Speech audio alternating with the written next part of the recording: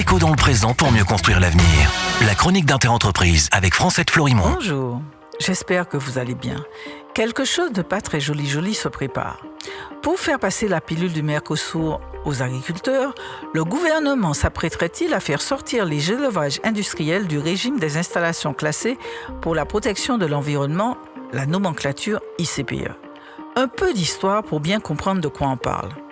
Parce qu'en 1794, l'explosion d'une fabrique de poudre a fait 1000 morts pas très loin de Paris, une ordonnance du préfet de police datant de 1806 oblige les exploitants des installations dangereuses et insalubres à déclarer leur activité.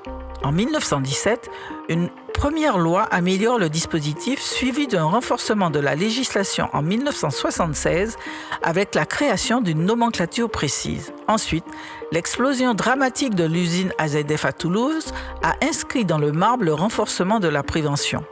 Il y a eu en outre une directive européenne Seveso qui est venue renforcer tout ça. Pourquoi cette sévérité? Parce que certaines installations peuvent avoir des impacts sur l'environnement, la pollution de l'eau, de l'air, du sol, etc. et présenter des dangers, incendies, explosions, notamment pour l'environnement, la santé et la sécurité des habitants. Les installations agricoles sont donc classées dans ce type d'installation, surtout celles qui font de l'élevage intensif. Donc, il semble se dessiner avec le projet de loi portant diverses dispositions d'adaptation aux droits de l'Union européenne, présenté le 10 novembre au Conseil des ministres, déposé aussitôt au Sénat par le ministre de l'Économie, que le gouvernement français veut toucher à cet édifice qui protège la santé des Européens, des Français et donc de nous aussi.